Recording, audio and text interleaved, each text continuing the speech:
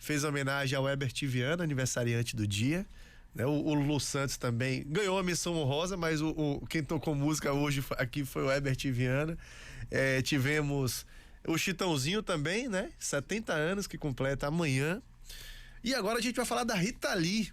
Pois é, próximo dia 8, né? Salvo engano, dia 8. Completa um ano do falecimento da grande Rita Lee. E a gente vai falar sobre o relançamento da biografia Rita Lee Mora ao Lado, uma biografia alucinada da rainha do rock, de autoria de Henrique Bast, com prefácios de Pedro Alexandre Sanches e Mel Lisboa, e do Discobiografia Mutante de Cris Fuscaldo, com texto de orelha assinado por Charles Gavin. Esse mês também acontece o lançamento da 3ª edição da Discobiografia Mutante, livro de Cris Fuscaldo, que deu origem à Garota FM Books em 2018. E a Cris Fuscaldo, que está aqui para falar com a gente. Cris, agradecer mais uma vez a disponibilidade de bater esse papo com a gente, sempre muito gentil conosco, que já queria, para quem está acompanhando a gente pelo YouTube também, que você apresentasse esse membro da família que está no seu colo aí também, fazendo companhia. Muito bom falar contigo, viu, minha amiga? Agradecer aí, eu sei que a gente é muito cedo, mas você sempre muito gentil com a gente. Bom dia.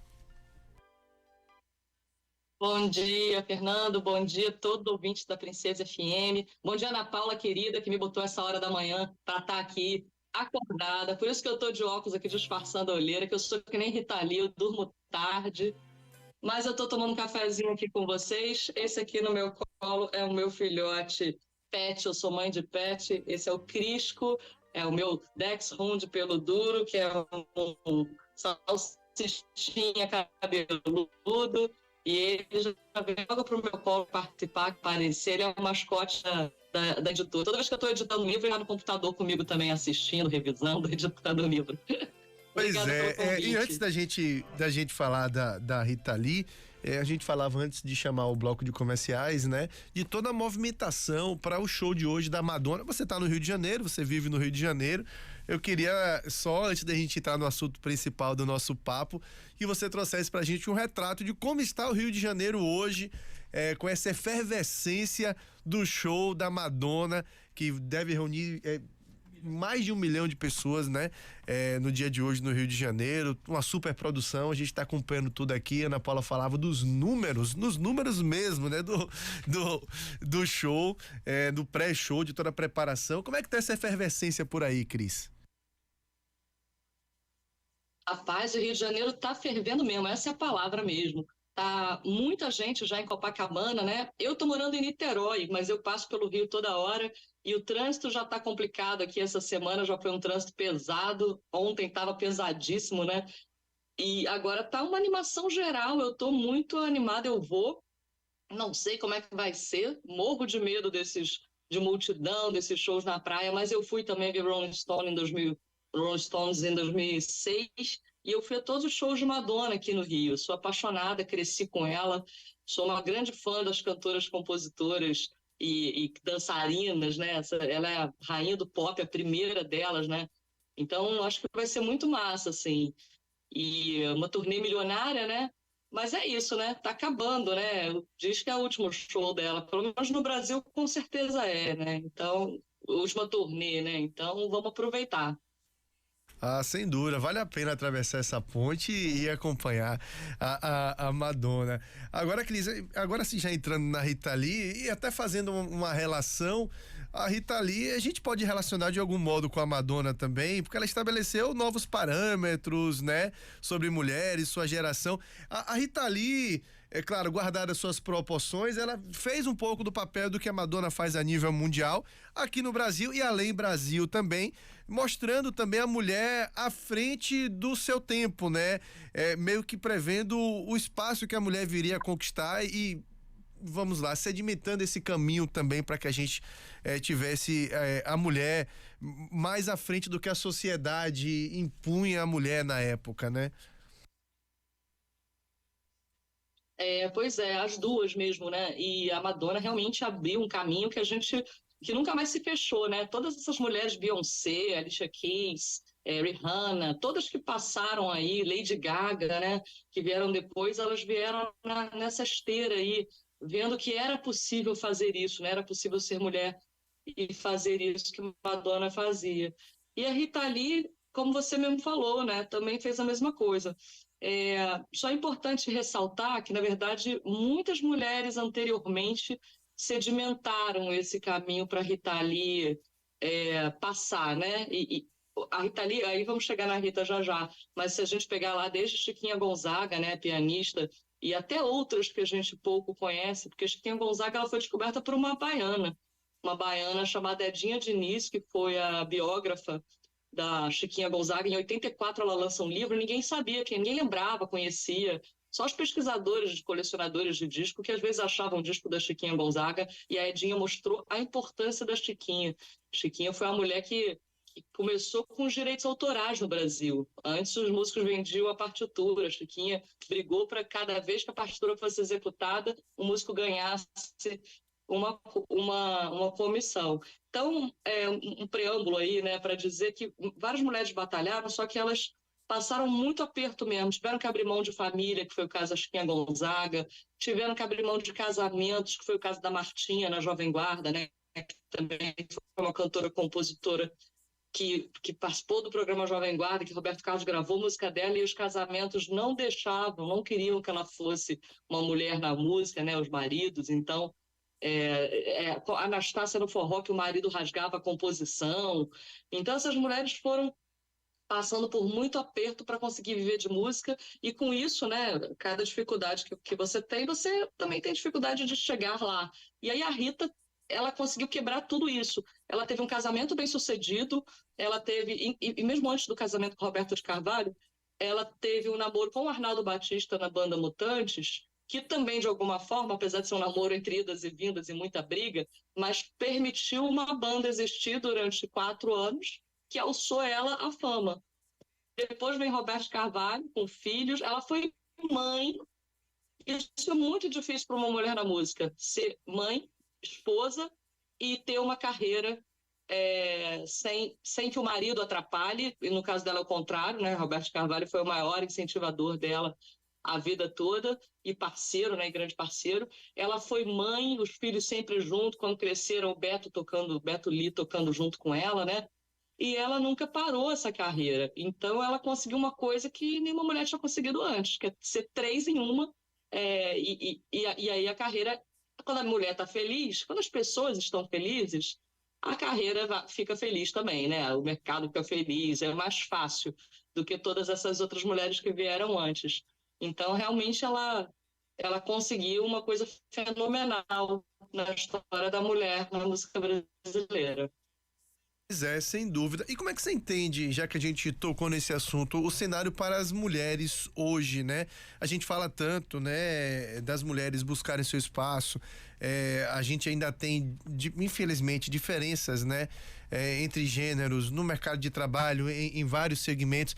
Mas na música, você entende que ainda existe alguma barreira, ou essas barreiras já foram quebradas lá atrás pela Chiquinha Gonzaga, depois mais à frente pela Rita Lee e outras que vieram depois também? Já está em pé de igualdade, ou ainda existe algum espaço que a mulher precisa buscar para ao menos equiparar com os homens? Como é que você entende essa situação?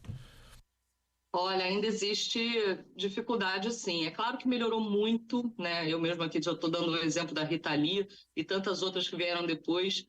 Hoje em dia também a mulher não se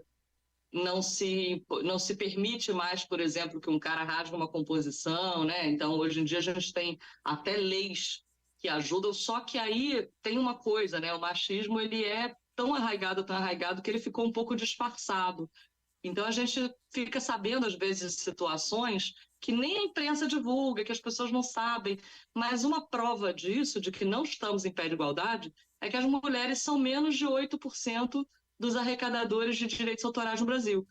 Para quem está ouvindo a gente, quando eu falo arrecadadores de direitos autorais, é a pessoa que vive de música, né? Que ganha o teu dinheiro ali da música. Menos de 8%. A gente pensa, o país das cantoras, olha quanta mulher que a gente tem maravilhosa. E aí, cadê então? Por que que elas não estão vivendo de música, entendeu? Por que que elas são menos de 8%, enquanto os homens são 80 e tantos, né? E aí tem uma parcela que não determina gênero, né? Isso é um dado do ECAD, que é o Escritório de Arrecadação de Direitos Autorais. Então, essa é a prova de que não está igual ainda. E eu mesma, assim, como pesquisadora de música, que também é um nicho muito machista, esse lugar do jornalista de música, do crítico de música, né? Eu batalhei muito, Camille Viola, Lorena Calabria, né? Patrícia Palumbo, para falar algumas das mulheres pesquisadoras de música que estão por aí. E você que estiver ouvindo, podem seguir todas elas, que são mulheres incríveis, com livros publicados, né, em programas em rádio e tal. A gente batalhou muito também. E aí a gente vê, né, no mercado de pesquisa musical um pouco reflexo do que é também o mercado da música. Vira e mexe a gente tem um projeto roubado, uma descoberta nossa que não dão crédito, reescrevem e não dão crédito, um desaforo. Eu já ouvi editor dizer que mulher não sabia escrever biografia, eu já estou na minha 5ª biografia e hoje eu tenho uma editora que edita biografias de homens e outras pessoas. Então a gente passa por muita coisa sendo mulher, assim, e eu tenho falado muito sobre isso. Obrigada, Fernando, por me permitir falar sobre isso, porque eu acho que quando a gente fala, a gente faz com que quem está ouvindo pense e reflita um pouco mais antes de julgar uma mulher, né? Antes de... Enfim, por aí vai.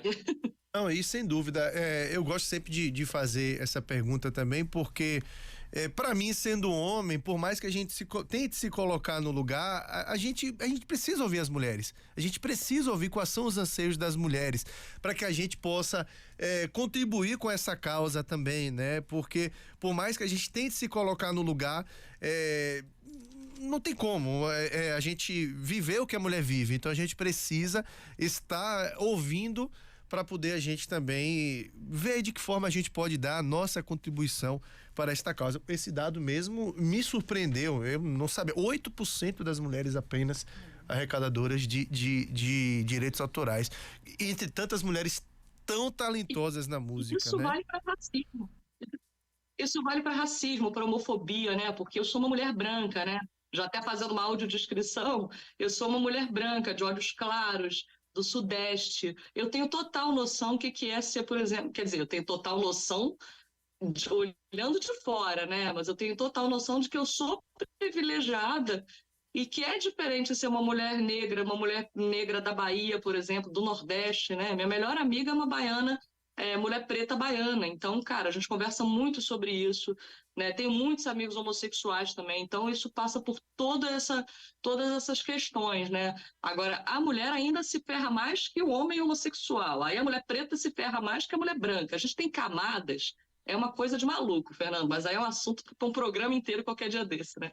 Pois é, com certeza. E vale a pena a gente falar desses assuntos, sim, sem dúvida.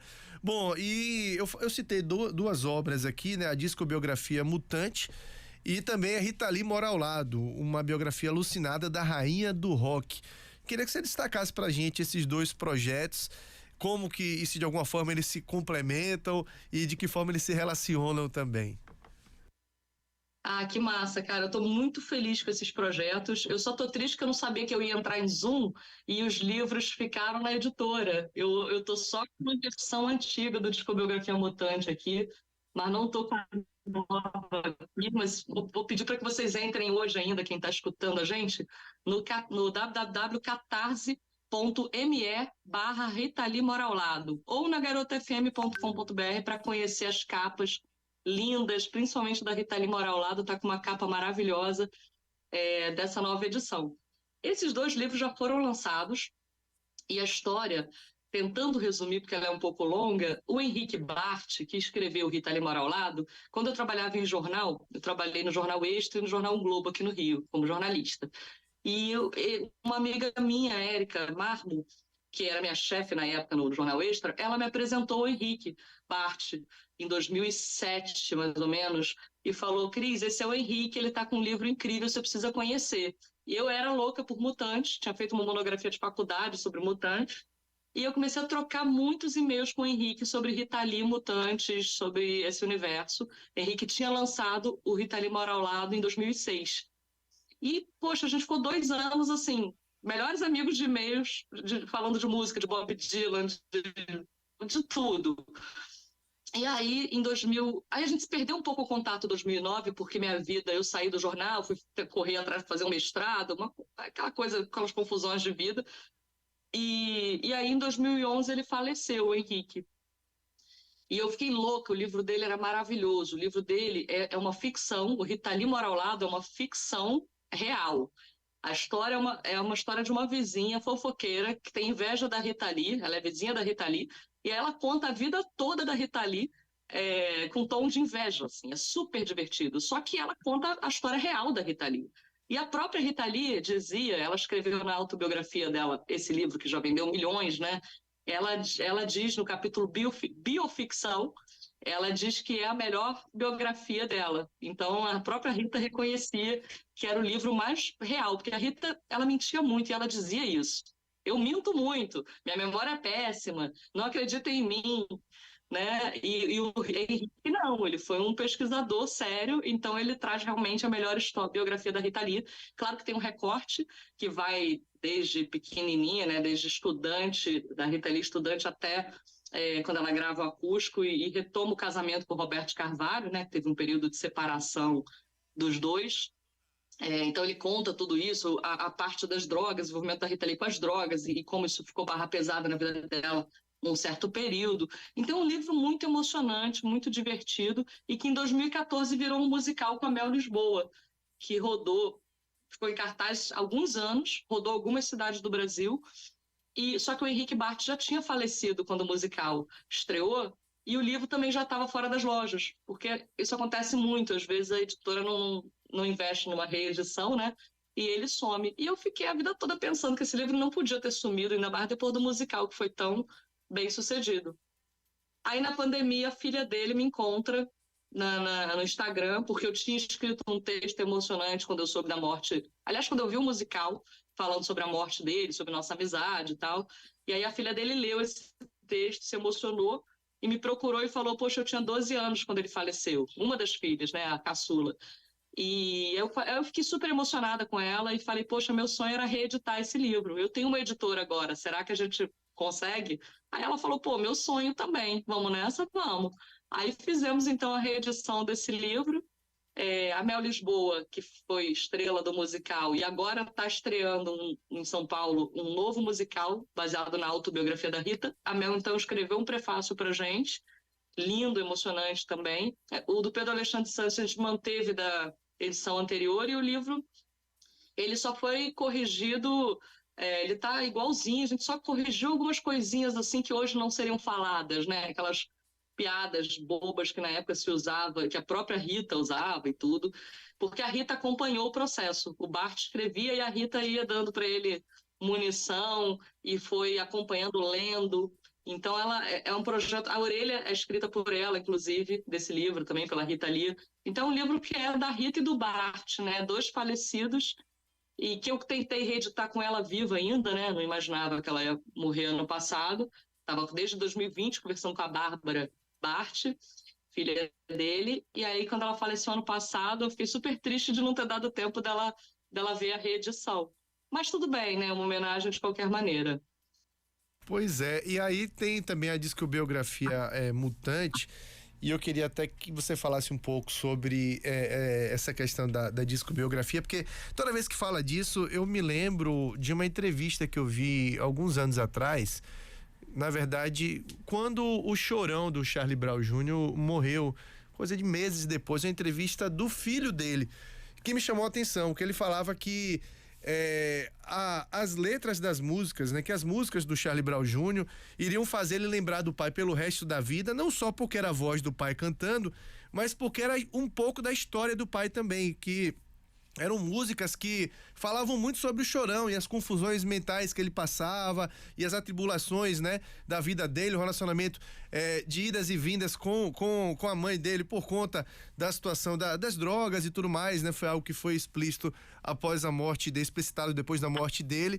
E em relação a Rita Lee, a discografia fala também da história de vida da Rita Lee, porque a gente sabe que tem processos e processos, né? Tem artista que tem inspiração em coisas que não são da vida dele, para compor. E tem artistas que vivem e colocam essa vida que eles vivem na música também. Como foi esse processo para Rita Lee?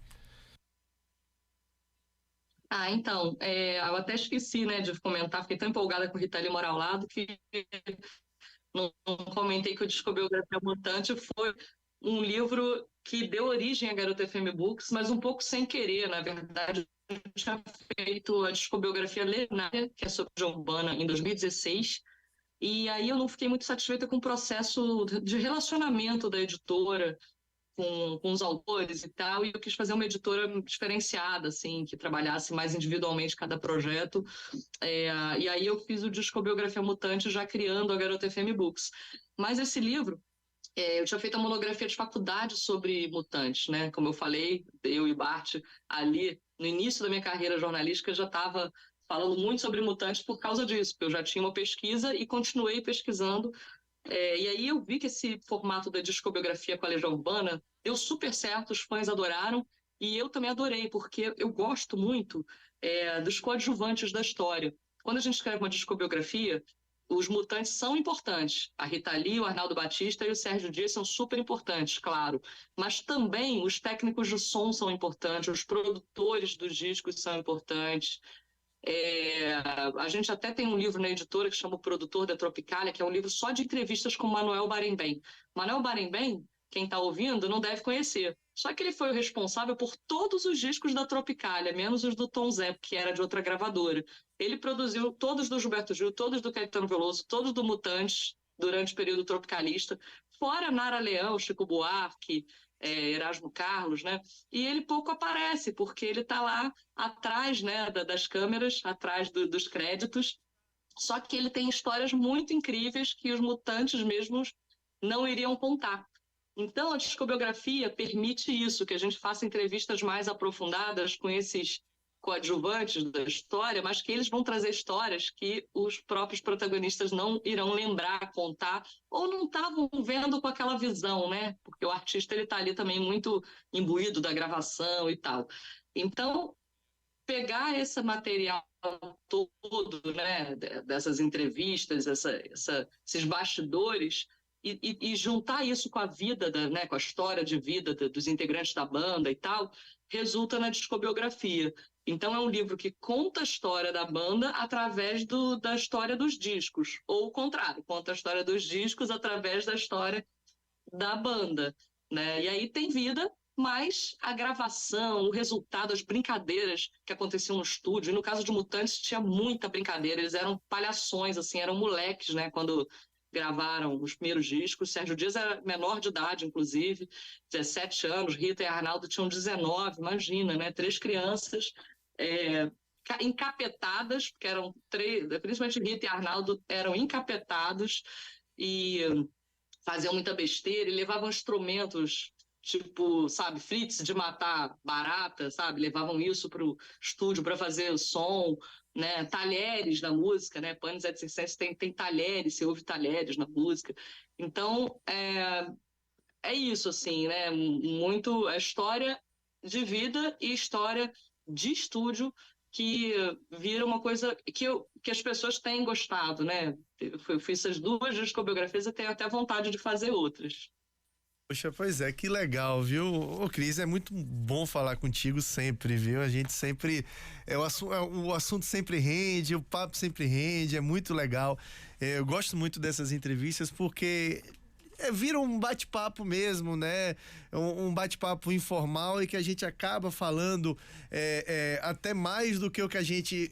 perguntando mais do que a gente gostaria de perguntar inicialmente, do que a gente imaginou perguntar inicialmente, porque o papo vai rendendo. Isso é muito bom mesmo. Quero agradecer a disponibilidade de bater esse papo contigo mais uma vez, a sua disponibilidade de sempre conosco. Gratidão pelo esforço, que eu sei que para você acordar cedo não é brincadeira, logo cedo assim, mas estar aqui e sempre, né, que solicitado, está também fazendo esse esforço para bater esse papo com a gente e encerrar falando sobre como encontrar as obras, né? o relançamento agora, né? Rita Lee mora ao lado.